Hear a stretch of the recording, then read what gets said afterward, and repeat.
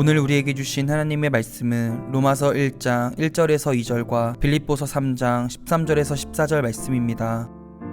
예수 그리스도의 종 바울은 사도로 부르심을 받아 하나님의 복음을 위하여 택정함을 입었으니 이 복음은 하나님이 선지자들을 통하여 그의 아들에 관하여 성경에 미리 약속하신 것이라.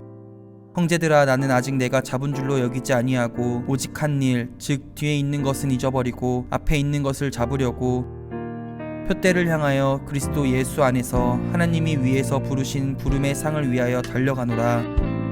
오늘 이 말씀에 많은 은혜 받으시기 바랍니다. 과연 나는 어떤 인생을 살아야 하는가?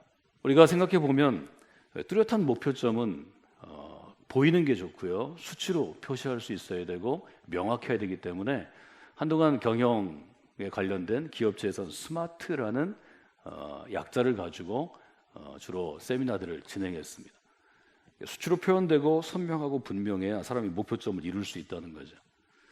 근데 우리가 실제로 인생을 살다 보면 20대, 30대, 40대 목표가 정해질 수 있는, 수치로 바꿀 수 있는 자기 일의 분야에서는 그것들이 일정한 효과를 갖고 있지만 정말로 성공한 인생을 뛰어넘어 성공한 인생을 지나서 사람들의 삶에 변화를 가져올 수 있는, 체인징 퓨처 할 수 있는 탁월한 인생을 살아가는 사람에게는 눈에 보이는 목표가 아니라 보이지 않는 목표가 있다는 것을 분명히 볼 수 있습니다. 우리는 이것을 전문 용어로 라이프 고울이라고 영어를 써서 얘기합니다. 삶의 목적 이렇게 주로 많이 번역하는데 라이프 고울, 저는 고울 대신에 타깃이라는 단어를, 영어 단어를 씁니다. 내 평생에 무엇을 할 것인가? 나는 결국 이렇게 열심히 일해서, 혹은 이런 과정을 지나서, 혹은 지금 이 지점을 지나서 어떤 사람이 될 것인가? 결국 이 문제 앞에 서게 된다는 거죠. 저희는 어린아이들과 청소년과 청년들에게 아직 잘 알아듣지 못하지만 이 점을 분명하게 도전합니다. 저는 이것이 성공교회 우리 믿음의 공동체가 다른 어떤 교회나 신앙 훈련이나 혹은 다른 어떤 교육기관과 아주 분명히 다른 점이라고 생각합니다. 우리는 어떤 인생이 될 것인지를 어릴 때부터 고민하게 하려고 무진장 노력합니다. 우리가 세계를 품은 탁월한 크리스천 리더가 되게 하소서, 이걸 가지고 고민하게 하고 기도하게 하는 것은 바로 이것이 하나님께서 우리에게 주신 인생의 궁극적인 맨 마지막에 결승점으로 추구해야 할 하나의 목표점이 되기 때문입니다. 빌립보서 3장을 저희가 함께 읽었는데요, 빌립보서 3장에서 바울은 자기 인생에 대해서 그렇게 얘기합니다. 나는 내 삶의 목표점, 라이프 고울에 완전히 도달한 게 아닙니다. 나는 아직 도달하지 못했습니다. 아직 붙잡은 것도 아닙니다. 그러나 나는 내 지나간 과거의 모든 것은 다 잊어버렸습니다. 이제는 앞에 있는 하나님이 주신 목표점, 바울은 표대라는 말을 씁니다. 그래서 저도 한글로 쓸 때는 반드시 목적의식, 목표의식, 목적, 목표점, 결승점, 비전 이런 말을 쓰지 않고 표대라는 말을 씁니다. 바울은 위대한 선언을 하죠. 표대를 향하여 나는 지금도 다름박질하고 있습니다. 달려가고 있습니다. 다름질한다는 것은 목표점을 향해서 숨이 막히도록 전심전력해서 뛰어가는 거죠. 이게 바울이 아주 인생을 살아가는 자세 중에 가장 본받을 만한 자세입니다. 그 끝에 무엇이 있는지는 모르지만, 내가 여기까지 달려가면 뭘 붙잡을지는 모르지만, 이것이 하나님이 내게 주신 표대이기 때문에 나는 오직 하나님이 나에게 주실 부르심의 상을 받으려고, 즉 승리의 멸관을 받으려고 달려간다는 거죠. 인생에 대해서 여러 가지를 생각할 필요가 있습니다. 성공한 인생을 이루는 것은 오히려 쉬운 일입니다. 목표를 세우고 나를 철저하게 훈련하고 집중하고 대가를 지불하면 일정 성공을 거둘 수 있습니다. 그러나 성경이 약속하는 복 있는 인생, 탁월한 인생은 그것만으로 되는 게 아닙니다. 탁월한 인생을 산다는 것은 훨씬 더 다른 것입니다. 2008년에 자녀를 위한 기도문을 제가 한 주간 동안 여러분과 함께 하면서 저는 높은 이상을 품게 하소서라는 기도의 제목을 나눈 적이 있습니다. 이상이란 단어는 어떤 것인가요? 인간이 생각할 수 있는 범위 가운데 가장 완전하다고 여겨지는 것, 사전의 의미입니다. 이상은 말해 우리의 꿈입니다. 완전히 내가 이룰 수는 없지만 이루고 싶은 아주 근본적인 무엇입니다. 한동안 우리는 비전이란 말로도 쓰기도 했습니다. 꿈이라고 볼 수도 있습니다. 목표라고도 말할 수 있습니다. 목적의식이라고도 말할 수 있습니다. 이것은 우리의 일정한 표대입니다. 바울은 표대라고 이름 두고 있습니다. 많은 부모들이 자녀에 대해서 그리스도이든 아니면 다른 종교를 갖고 있든 종교가 없든지 간구하는, 염원하는 건 뭔가요? 우리 아이가 잘 먹고 잘 사는 인생이 되게 해달라는 것입니다. 우린 그것을 놓고 지난 30년간 정말 땀이 나도록 달려왔습니다. 실제로 우리나라는 선진국이 되었어요. 선진국이 뭔가요? 잘 먹고 잘 사는 것입니다. 큰 걱정 없이 잘 먹고 잘 사는 사회를 이루는 것입니다. 우리는 그런 나라를 이루었습니다. 여러분이 대단하신 분들입니다. 우리 부모님도 대단한 분들이고 저희 세대도 대단한 사람들입니다. 우리는 잘 먹고 잘 사는 사회를 이루기 위해서 먹을 것 안 먹고 잘 것도 못 잡고 하고 싶은 거 못하면서 여기까지 왔습니다. 잘 먹고 잘 사는 아이들 만들기 위해서 좋은 학교 보내려고 허리띠를 졸라맸습니다. 유학도 보냈습니다. 딴 것도 했습니다. 어견수도 보내죠. 별걸 다 했습니다. 아이들이 잘 먹고 잘 사는 인생이 될 수 있을 것입니다. 그러나 그것이 그 아이들이 그 시점과 그 위치와 그 상황을 지나면 정말 행복할까요? 그 이후에도 여러분이 목표로 했던 그 조그만 성공 이후로도 복 있는 인생을 살아갈까요? 성경은 아니라고 얘기합니다. 실제로 여러분, 지혜로운 사람들은 다 아니라고 얘기합니다. 그리스도를 산다는 것은 잘 먹고 잘 사는 인생에 머무르는 인생이 아닙니다. 하나님은 잘 먹고 잘 사는 인생을 살으라고 우리에게 복음을 주신 것이 아닙니다. 예수 그리스도를 이 땅 가운데 보내신 것이 아닙니다. 이 점은 분명히 알게 됩니다. 우리가 그리스도를 산다는 것은 우리의 삶 가운데 높은 이상을 품는 것입니다. 믿음 없는 사람은 높은 이상을 얘기하지만 그리스도인은 하나님의 뜻이라고 얘기하는 게 맞겠습니다. 잘 먹고 잘 사는 인생이 되소서를 평생 기도하는 것보다 저희들은 어린아이들에게 10대에게 20대에게 먼저 순서를 바꾸라고 도전합니다. 하나님의 뜻을 품게 해달라고 기도하라고 가르칩니다. 왜 제가 이렇게 가르칠까요? 이해하기 어려운데 나중에 이 아이들이 자라나서 저도 60, 70 죽을 때가 돼야 겨우 깨달을 수 있는 인생의 지혜를 왜 어린 시절부터 기도하라고 도전해야 되나요? 저는 아이들이 조그만 성공에 만족하고 그것 때문에 타락하는 인생을 원치 않습니다. 이 땅의 모든 사람은 한 사람의 외도 없이 자기의 목표점에 이르면 그 사회가 얘기한 성공에 이르면 대부분 그때부터 타락하기 시작합니다.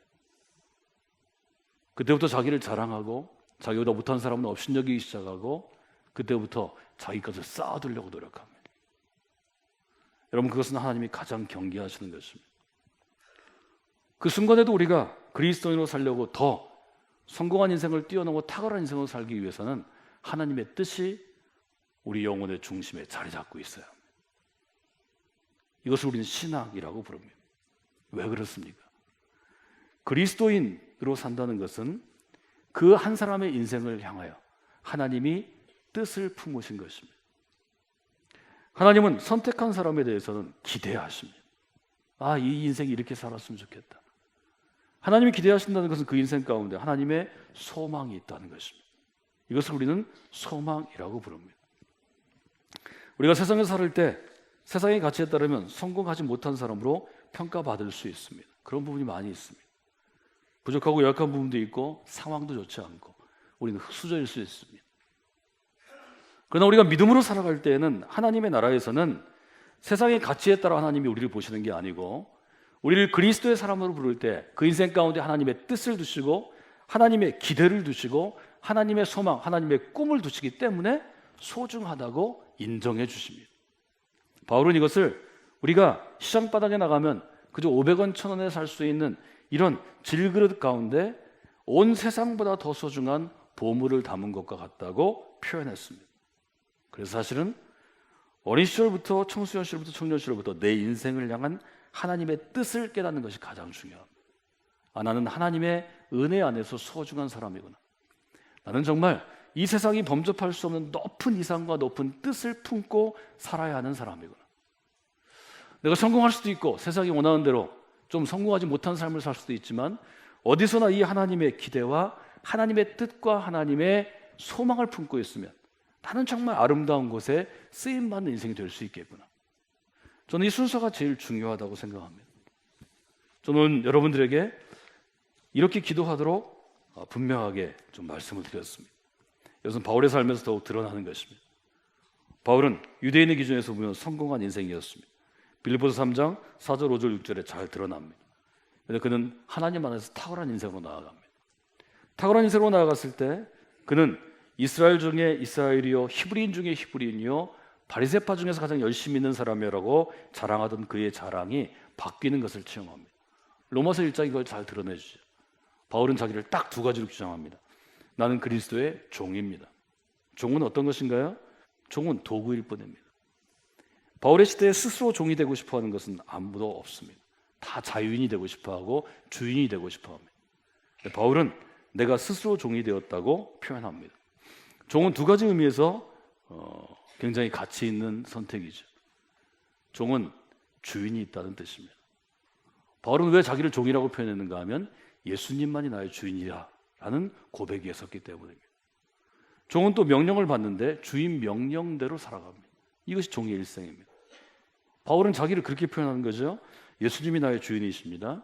나는 예수님의 명령대로만 살아갑니다. 이것이 종이라는 표현입니다. 두 번째는 사도라는 표현입니다. 사도라는 표현은 아포스톨로스라는 헬라어인데요. 이것은 보냄을 받은 사람이라는 뜻입니다. 사도라는 뜻 가운데 두 가지가 중요하죠. 누군가 보냈다는 것입니다. 그런데 그냥 보내는 게 아니고 할 일이 있기 때문에 보냅니다. 우리는 이것을 어떤 임무라고 표현하죠. 미션이라고 표현합니다.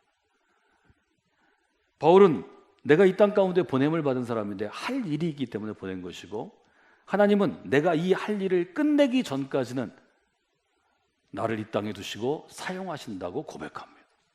왜냐하면 우리는 그 일을 수행해야 되기 때문입니다. 이 종과 사도라는 의미를 잘 여러분이 이해하시면 그리스도인이 어떻게 살아야 하는가에 대해서 보다 분명한 이해를 가질 수 있습니다. 많은 사람들이 얘기하죠. 이것은 바울처럼 정말 믿음이 있고 하나님의 선택가 특별한 사람들에게 주시는 말씀이다. 이렇게 이해하면 편할 것입니다. 그것은 사실이 아닙니다. 하나님은 우리 모두를 그리스도의 종으로, 그리스도의 사도로 부르셨습니다.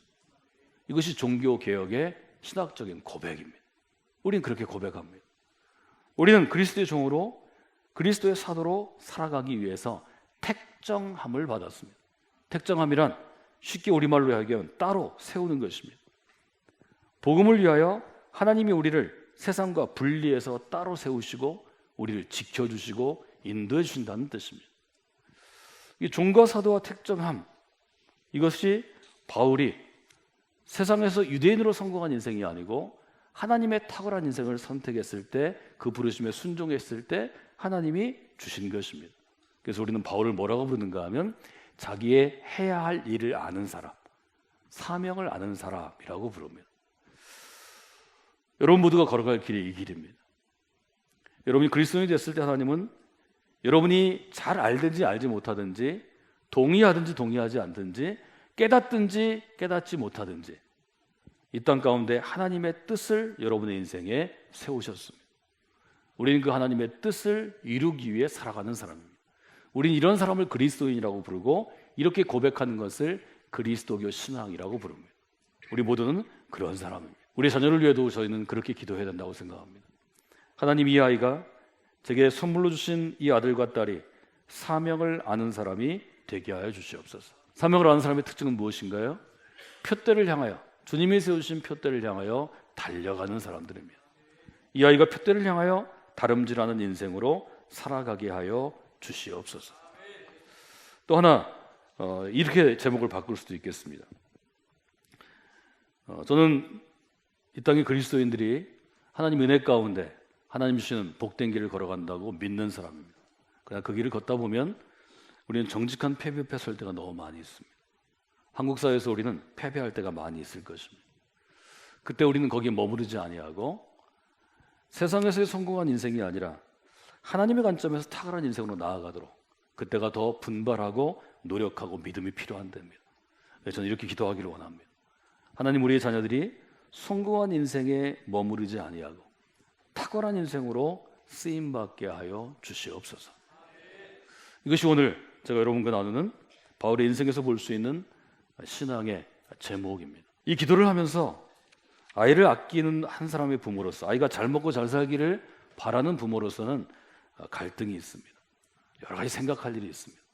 더 중요한 것은 그 갈등과 생각 가운데 우리의 믿음이 성숙해 간다는 것입니다. 여러분이 이 기도를 여러분의 자녀를 위해서 하나님께 올려드리면서 여러분 인생에도 그런 근본적인 변화와 터닝 포인트를 맞으시는 분들이 되시기를 주님의 이름으로 부탁을 드립니다.